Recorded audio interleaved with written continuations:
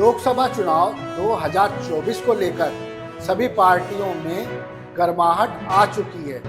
भाजपा हो या कांग्रेस, समाजवादी पार्टी हो या बहुजन समाज पार्टी, टीएमसी हो या फिर एआईएमआईएम, सभी पार्टियां अपने अपने तरीके से तैयारियों में जुट चुकी हैं। ऐसे में उत्तर प्रदेश में भाजपा के लिए अपना वोट बैंक बनाना और सीटों को बरकरार रखना बेहद जरूरी हो गया है, क्योंकि यूपी से भाजपा के पास 62 सीटें हैं।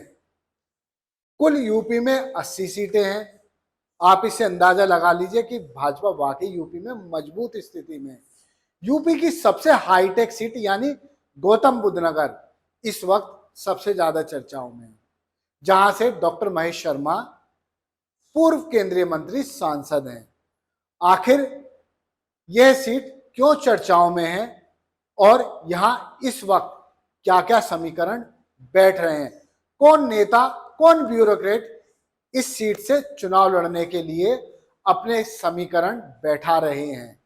वीडियो को आखिरी तक देखिए तो समझ आ जाएगा आखिर इस बार डॉक्टर महेश शर्मा का टिकट कटने की चर्चाएं क्यों हो रही हैं।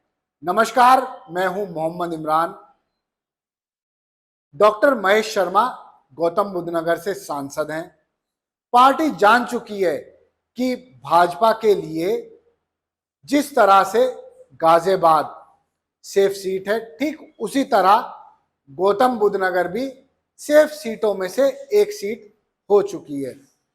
कारण है, गौतम बुद्ध नगर जिले में तीनों विधायक भाजपा के हैं। यहाँ शहरी वोटरों की संख्या भी बहुत अधिक है। इस सीट से अब डॉक्टर महेश शर्मा के अलावा ब्यूरोक्रेट्स दावेदारी करने लगे। गौतम बुद्ध नगर के पूर्व जिलाधिकारी पीएन सिंह इस सीट से तैयारी करते दिखाई दे रहे हैं। हालांकि वो अपने मुंह से नहीं कहते कि मैं तैयारी कर रहा हूं। माना जा रहा है कि जिस वक्त बीएन सिंह डीएम थे, उस दौरान उन्होंने सेक्टर वासियों के ही नहीं बल्कि गांव वासियों के भी खुलकर काम किए, सामाजिक रूप से पिछड़े लोगों को आगे बढ़ाने का काम किया। अब भाजपा में मंथन शुरू हो गया है। यूपी में सीटें कम नहीं होनी चाहिए। 62 सीटों को और कैसे बढ़ाया जाए, उसे देखते हुए गौतम बुद्ध नगर में टिकट बदलने की चर्चाएं शुरू हो गई। गौतम बुद्ध नगर में सबसे ज्यादा प्रभावशाली गुर्जर और ठाकुर समाज माना जाता है। इन दोनों समाज में डॉक्टर महेश शर्मा का अंदरूनी विरोध शुरू हो गया है। चुनाव के वक्त एक ऑडियो वायरल हुआ, लेकिन डॉक्टर महेश शर्मा ने जीत बहुत अधिक वोटर से की। लेकिन 2024 में क्या होगा ये वक्त बताएगा। 2024 में टिकट कटने की संभावनाओं पर गृह मंत्री अमित शाह ने डॉक्टर महेश शर्मा के घर लंच करने के बाद विराम लगा दिया। वक्त आने पर ही भाजपा पत्ते खोलेगी। गौतम बुद्ध नगर में भाजपा को मजबूत स्थिति में लाने वाले पूर्व मंत्री और विधायक रहे नवाब सिंह नागर अपनी अच्छी छवि लेकर एक बार फिर से जनता की सेवा करने का मौका तलाश रहे हैं। नवाब सिंह नागर भी लोकसभा टिकट के लिए प्रयासरत हैं और मजबूती के साथ पार्टी में दावेदारी पेश कर रहे हैं। यानी गुर्जर समाज के साथ साथ नवाब सिंह नागर की पकड़ दूसरे समाज में भी अच्छी बताई जाती है। उन्हें लोग पुराना भाजपाई के नाम से भी पुकारते हैं और जानते हैं। नवाब सिंह नागर ने उस वक्त पार्टी को खड़ा किया जब नोएडा, दादरी और जेवर आदि इलाकों में पार्टी का झंडा उठाने वाला कोई नहीं था। वहीं भाजपा प्रवक्ता और आर्थिक विश्लेषक गोपाल कृष्ण अग्रवाल भी हर बार की तरह इस बार टिकट की दावेदारी कर रहे हैं। बहरहाल शीर्ष नेतृत्व ही डिसीजन लेगा कि इस बार कौन चुनाव लड़ेगा। हर प्रत्याशी के बारे में शीर्ष नेतृत्व ही सकारात्मक और नकारात्मक पहलुओं पर मंथन के बाद निर्णय लेगा कि वो किसको मैदान में उतारता है। यह भी हकीकत है कि भाजपा सेलिब्रिटीज और ब्यूरोक्रेट्स को चुनावी मैदान में उतारने से पीछे नहीं हटती और जो भाजपा के वफादार हैं उन्हें भी कभी नहीं छोड़ती। लेकिन आज नोएडा की महानगर इकाई ने भाजपा की ओर से अपने विचार व्यक्त किए हैं। महानगर अध्यक्ष मनोज गुप्ता ने कहा है कि मौजूदा सांसद डॉक्टर महेश शर्मा ने सम विषम परिस्थितियों में पार्टी को हमेशा से बुलंद किया है, झंडा उठाए रखा है। वो जनता के बीच लोकप्रिय हैं, जनप्रिय हैं, इसीलिए 2 बार से सांसद हैं और नोएडा के पहले विधायक रहने का गौरव भी उन्हें प्राप्त है। कॉन्फ्रेंस आज जो है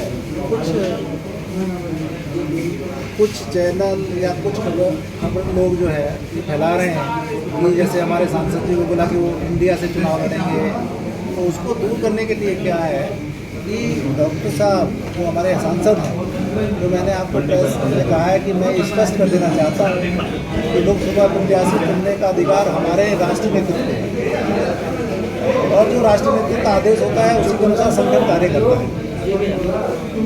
डॉक्टर महेश शर्मा जी हमारे लोकप्रिय सांसद हैं। जनता ने उन्हें 2 बार भारी संख्या में अपना मत देकर सांसद चुना है और वो नोएडा विधानसभा के प्रथम विधायक भी रहे हैं। विशेष रूप से गौतम बुद्ध नगर में पार्टी का जनाधार को बढ़ाने में उनकी महत्वपूर्ण भूमिका रही है। विषम से विषम परिस्थितियों में उन्होंने भारतीय जनता पार्टी का दामन नहीं छोड़ा है, जबकि वर्ष 2009 के लोकसभा चुनाव में उन्हें स्वयं हार का सामना करना पड़ा था।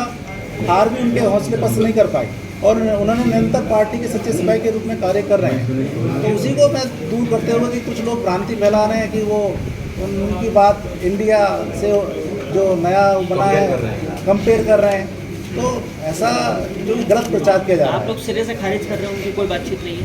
हाँ, तो सिरे से खारिज कर रहे हैं, कोई मतलब ही नहीं है। क्या माना जाए कि अगले प्रत्याशी भी वही हो? मैंने आपको बोल दिया, प्रत्याशी होना हो ये संगठन का हुआ है और अभी तो हमारे सांसद हैं। जिन्हें संगठन तो आपका है, आप लोग तो साथ सपोर्ट में है संगठन। तो हमारे सांसद हैं, सपोर्ट में है, उन्होंने कोई ऐसा कोई गलत काम थोड़ी किया है सपोर्ट। और आप बात कर रहे हैं एक अधिकारी की, वो कौन अधिकारी है जो इस तरीके की भ्रांतियां फैला रहे हैं? अधिकारी का नहीं है, मेरा कहने का मतलब है सभी लोगों को भारतीय जनता पार्टी कार्यकर्ता को टिकट मांगने का पूरा अधिकार। मेरा कहने का मतलब कोई अधिकारी यहाँ आके तो सुना है, लोग कह रहे हैं कोई अधिकारी जो आके अपना प्रचार कर रहे हैं कि मैं उनका भारतीय जनता पार्टी का प्रत्याशी हूँ। हमें कोई दिक्कत नहीं है, वो अपना रिजाइन करके और पार्टी ज्वाइन करें और फिर ये तो पार्टी नेतृत्व का वो है कि वो किसको टिकट देगा किसको नहीं देगा। वो अधिकारी कौन है? अधिकारी सुनने में आ रहा है, यहीं पे आपको सबको पता है इस बारे में। कौन है बता दें? पूर्ण यहाँ पर DM है, BN सिंह।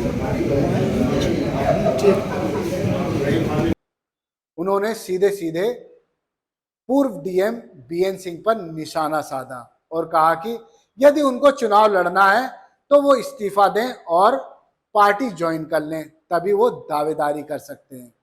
हालांकि मनोज गुप्ता ये बताने में विफल रहे कि क्या BN सिंह ने खुद अपने मुंह से कहा कि वो चुनाव लड़ रहे हैं। उन्होंने कहा कि वो जनता के बीच जाकर जिस तरह से सक्रिय हैं उससे यही लगता है कि वो चुनाव लड़ना चाहते हैं और कई लोगों से उन्होंने सुना है।